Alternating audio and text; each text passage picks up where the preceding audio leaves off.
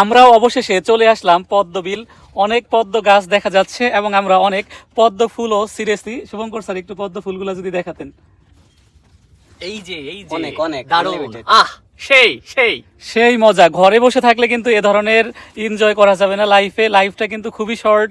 বাহিরে আসতে হবে, প্রকৃতির কাছে আসতে হবে এবং নিজেকে বিলিয়ে দিতে হবে। প্রকৃতির মাঝে। আর পদ্মবিল এ যারা আসনি তাহলে কিন্তু তোমরা আসলেই বড় একটা ধামাকা মিস করে ফেলেছো। আমাদের সাথে অনেক স্টুডেন্টস রয়েছে এবং আমাদের বাংলা স্যার শুভঙ্কর স্যার রয়েছে এবং শুভঙ্কর স্যার কিন্তু পোগল খাচ্ছে।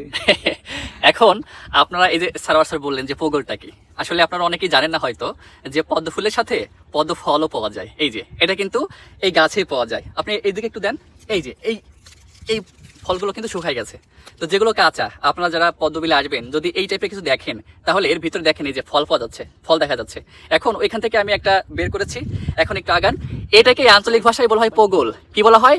পোগল। এখন এই পোগল খাওয়ার নিয়মটা হচ্ছে যে এটা আপনাকে নখ দিয়ে মানে ছিঁড়তে হবে। ছেঁড়ার পরে একদম ভিতরে এই যে সাদা অংশটা, এই যে সাদা অংশটা, এটাই মূলত আমাদের আস্বাদন করতে হবে। সেই স্বাদ।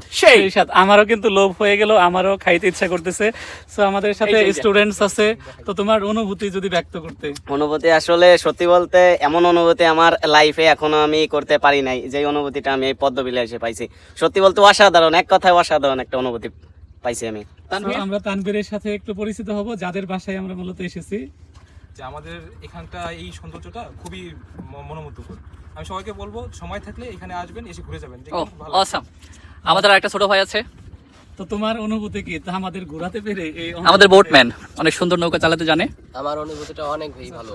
আমি আপনাদের ঘোরাতে পেরে আমি অনেক খুশি এবং এই পদ্মবিলে এই বাড়ি আমার প্রথম আসা, মানে এই বছর আমাদের সাথেই আসা মূলত। আপনাদের সাথে আসে আমার অনেক খুব ভালো লাগলো। ওকে, অসংখ্য ধন্যবাদ। তোমার নামটা যেন কি? আব্দুল্লাহ। আচ্ছা, আমি আর একটু দেখাই। এই যে সেই পোগল ফল। এখন এইটা হচ্ছে এই যে নখ দিয়ে একটু ছেঁড়ার চেষ্টা করবেন। এই যে ছেঁড়ার পরে এই যে সাদা অংশটা, এই সাদা অংশটাই মূলত আমাদের খাইতে হয় এবং স্বাদটা অনেকটা দুধের মতো আর কি। যারা আসবেন অবশ্যই খাবেন। সবাই কিন্তু পদ্ম ফুল ছিঁড়তে পারে না, আমরা স্পেশালি কিন্তু অনেকগুলা পদ্ম ফুল কিন্তু কি ছিঁড়ে ফেলেছি, যেটা ইউনিক শুভঙ্কর স্যারের হাতে রয়েছে। তো তোমরা চাইলেও কিন্তু অত সহজে এতগুলা পদ্ম কালেক্ট করতে পারবে না। স্পেশাল পদ্ম বিলে কিন্তু আসতে হবে অবশ্যই, আর সেটা তোমরা খুঁজে বের করবে। যদিও পদ্ম বিলে পদ্ম ফুল সেটা নিষিদ্ধ, কিন্তু আমরা একটু আলাদা সাইডে আছি। এখানে মূলত আমাদের একটা পূর্ণ স্বাধীনতা আছে, ছিঁড়েছি। তো যাই হোক, পদ্ম বিলে কিন্তু আবার পদ্ম ফুল ছিঁড়তে যেন না, ওইখানে কিন্তু আবার নিষিদ্ধ একটা বিষয় আছে।